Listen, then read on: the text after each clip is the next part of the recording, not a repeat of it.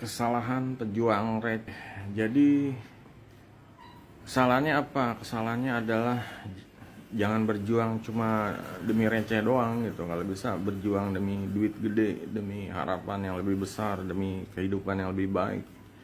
Di sini contohnya itu kalau pejuang receh kita tuh kayak apa sih, berusaha ya survive, cari cari duit atau cari nafkah untuk memenuhi kebutuhan sehari-hari, biar hari ini nggak lapar, biar bulan ini ya pokoknya bisa bayar kontrakan, biar ya dompet ada isinya lah, istilahnya bayar listrik, bayar beli beli makan, ya, beli beras, beli pokoknya kebutuhan sembako. Nah disinilah letak apa ya, boleh dibilang kita tuh harus berani ya, berani melangkah atau berani upgrade ya. Kebanyakan orang kalau udah nyaman ya jadi pejuang receh, misalnya jadi freelancer, kerja di Fiverr, jadi ojol ya, cari duit harian, jadi misalnya ya pokoknya kerja tapi yang gajinya itu boleh dibilang kecil. Nah di situ kita harus mulai berani upgrade, berani istilahnya naik tangga ya ke kehidupan yang lebih baik gitu. Ya nggak mungkin lah kalau kelamaan di situ ya hidup kita ya akan stuck ya, akan gitu-gitu aja. Kita harus ya jangan memandang murah diri sendiri itu, kalau bisa gapai cita-cita ya, kita pengennya apa hidup gitu, gapai, nggak usah takut. Yang penting tetapin dulu cita-citanya apa, jangan takut, jangan membuat diri kita tuh terlalu murah gitu. Di sini Firman mau kasih contoh ya, gimana caranya kalau misalnya naik tangga itu kayak gimana sih. Ya dulu Firman juga merasain ya berjuang rupiah, karena Firman dulu itu cari duit online dari rumah ya, emang bener-bener modalnya cuma PC doang, nggak punya motor, nggak punya apa-apa gitu. Nah di sini ya bisa Firman harian itu bisa lah itu. Ada kenal bisnis online yang di luar ya, dolar-dolar bisa ditukar rupiah, bisa ada duit masuk. Cuma yang jadi kendala ya di sini Firman mulai mikir, kok kalau duitnya segini-gini aja kapan bisa apa sih ya, namanya orang kan pengen beli rumah, pengen beli motor, mobil, pengen jalan-jalan ke ya pokoknya pengen hidupnya tuh ya enjoy gitu, enjoy dalam artian tuh nggak mau susah gitu.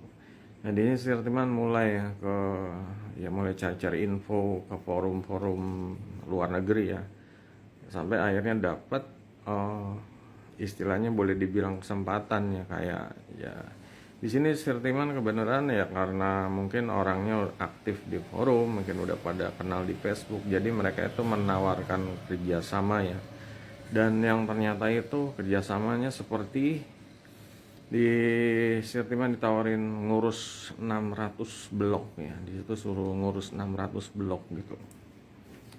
Kadang Sirtiman ya mikir 600 blok kayak punyanya Sirtiman sendiri aja paling baru ternak-ternak 10 belasan itu aja modalnya udah banyak banget, gimana kalau 600 gitu. Nah di sini Sirtiman mulai dapat apa ya, gambaran, oh ternyata kalau duit lipat ganda ini, istilahnya ternak duit ini ya seperti itu. Kita harus main gede, kita harus berani pokoknya nerima tantangan, nerima konsekuensi. Kalau lipat ganda itu menghasilkan keuangannya yang gede, duitnya gede, tapi emang kerjanya juga harus banyak gitu. Makanya di sini Sirman nggak mungkin satu orang ngurus 600 blok ya, sampai sempat buka lowongan untuk anak-anak mahasiswa yang butuh cari duit lah tambahan seperti itu ya. Ada beberapa yang ikut kerjasama ya, akhirnya bisa mengurus 600 blok gitu. Jadi ya di sini ada apa ya, kalau kita ingin dapat lebih, entah itu lipat ganda atau ternak biar pendapatannya itu berlipat, atau ternak ya semacam kayak bisnis ya, ternak bisnis seperti itu, jadi pendapatnya itu besar ya, kita harus disinilah kita harus yakin kalau kita tuh bisa gitu. Dan yakinnya juga kita harus pakai strategi ya. Strateginya salah satunya adalah ya entah itu outsource atau entah itu pokoknya ya nggak mungkin dikerjain sendiri gitu. Disinilah mulai otak kita harus benar-benar gimana caranya gitu. Gimana caranya biar lancar jaya seperti itu. Nah di situ adalah bukti, salah satu bukti aja ya kalau kita mau istilahnya naik level atau upgrade dari pejuang receh menuju yang istilahnya bisnis yang berlipat ganda atau model kayak ternak-ternak atau misalnya bisnis ya jangka menengah lah seperti itu. Jadi keamanannya itu beda banget gitu. Kalau kita nggak ngambil resiko mungkin ya Sirman ya masih bingung ya hariannya, masih mikirin harian ya setiap hari nyari duit harian, setiap hari nyari duit harian gitu. Nah setelah dapat istilahnya kesempatan jadi terbuka, oh ternyata nyari duit gede itu kita harus mulai berpikir seperti ya harus ya pokoknya harus berpikirnya besar gitu loh. Kita tuh nggak bisa kayak dulu lagi, kita harus gimana caranya biar ngurusnya ternak duitnya itu bisa menghasilkan banyak, juga kitanya juga harus bisa, satu orang ini bisa pokoknya nuntasin semuanya, entah itu outsource atau entah itu bayar orang yang nggak tahu lah, itu keputusan yang harus diambil gitu. Nah sampai di sini adalah cara naik level ya dari upgrade dari bisnis jangka pendek atau cari duit harian atau istilahnya bulanan ke jangka menengah, boleh dibilang jangka menengah itu ya lebih stabil bulanan sampai ke tahunan seperti itu gitu. Nah di sini contohnya apa, kalau misalnya kalian ojol ya kalian ya bisa gitu, cuma peraturan kan berubah suatu waktu, misalnya ada MRT di daerah kalian itu aktif dan ojol-ojol nggak laku seperti itu, bisa aja ojol ditiadain di daerah ini.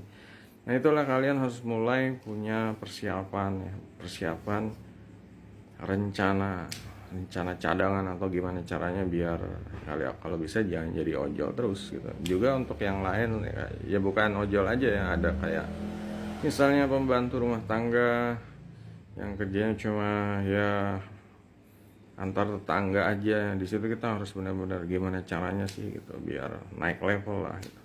Atau juga kayak satpam yang kerjanya terbatas, dia mungkin di seputar komplek jaga rumah gitu, atau sopir yang kerja di belakang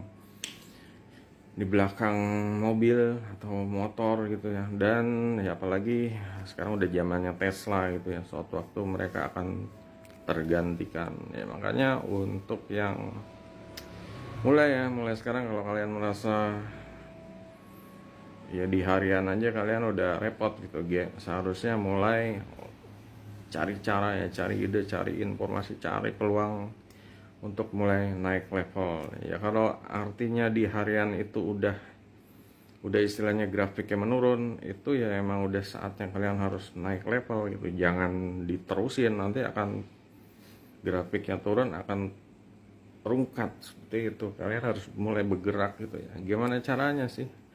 Mulai mikir ala-ala calo grosir lah istilahnya seperti itu. Jadi dapat duitnya lipat ganda banyak atau seperti itulah. Atau jadi gimana sih, jadi kayak Sirman tadi